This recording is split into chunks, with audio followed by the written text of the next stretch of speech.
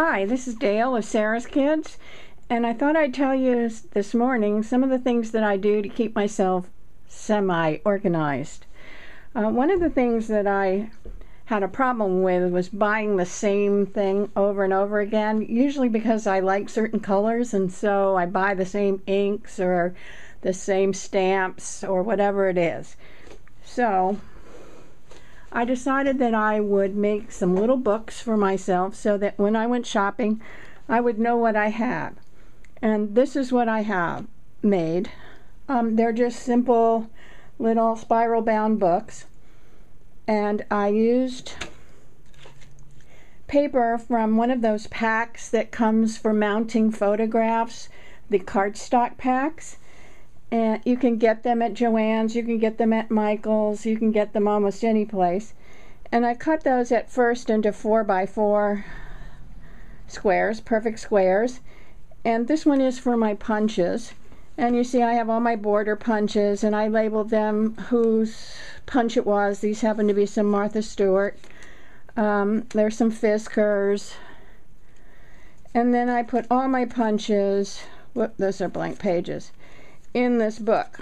And you can see I have them kind of categorized by shapes. These are tags. These are more shapes. These are my vases. These are my flowers, and so forth. Whatever works for you.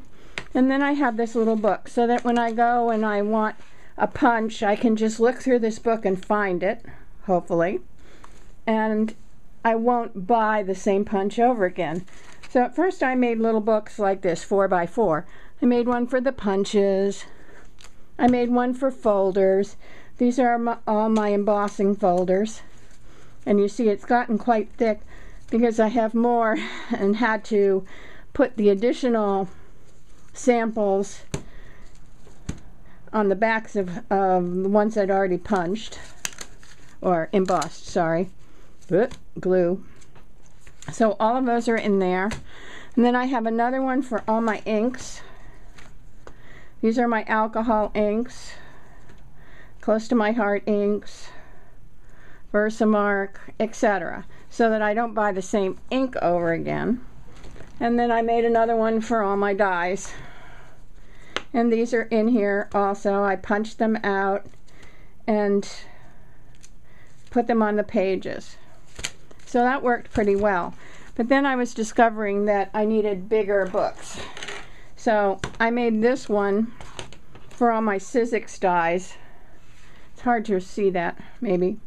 But these are big, and I used the whole sheet. I think they're 4.5 by 6.5. And so all the dies fit pretty well on these size pages. So you can see, some of them are on the back now because I'm filling up fast. So these are my little books. And then I have another larger one